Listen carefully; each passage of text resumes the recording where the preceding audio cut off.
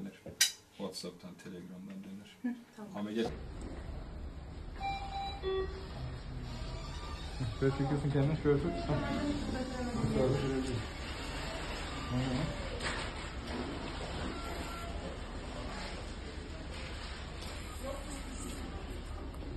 Evet.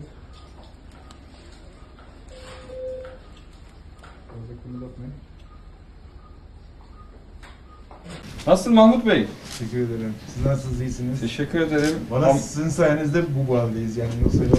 Estağfurullah. Gerçekten.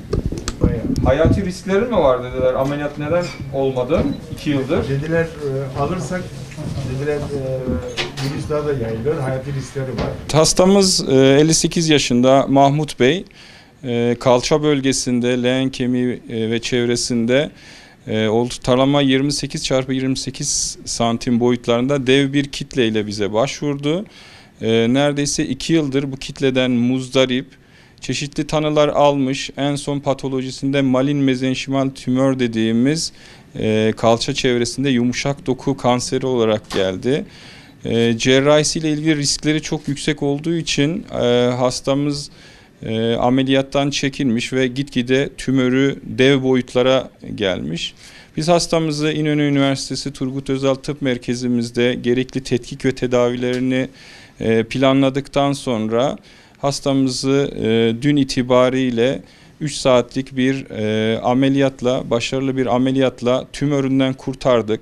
Tümörü 10 kilo civarında bir dev kitle idi.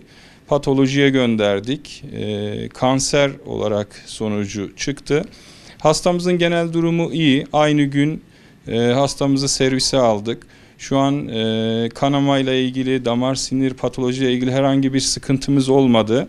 Hastamızın 2 aydır yüzüstü yatmak zorunda olduğu pozisyondan kurtardık. Şu an sırt üstü pozisyonda ve rahat bir şekilde servisimizde hayatını idame etmekte. Meslek hayatımızda ilk defa bu kadar büyük bir tümör çıkarttık 10 kilo civarında.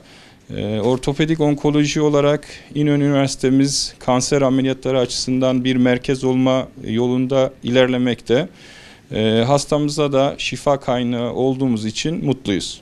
Ben Mahmut Kaya, 58 yaşındayım. Urfa'dan geliyorum buraya. Yaklaşık 2 yıldır bu hastalıkla mücadele ediyorum. Ama hangi hastaneye gidersem dediler işte risklidir, alamayız.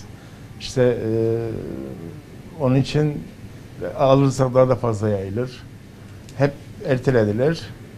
Biz de dedik başka bir hastaneye gidelim bari.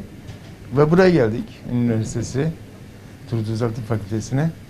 Sağ olsun Reşit Bey gerçekten çok iyi bir doktor. Onun metnini zaten daha önce duymuştuk, onun için geldik zaten. Bu. 2 aydır yüzüstü yatıyordum. 2 yıldır çekiyorum ama yani 2 aydır artık bütün hareketlerim kısıtlanmış durumda.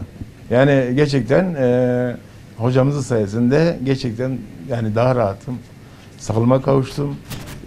Bundan sonraki yaşantım daha da yani ferah olacak. En az oturabileceğim, yani yatabileceğim, sırt üstü en azından yatabileceğim. Yani gerçekten hocamıza gerçekten çok teşekkür ederim.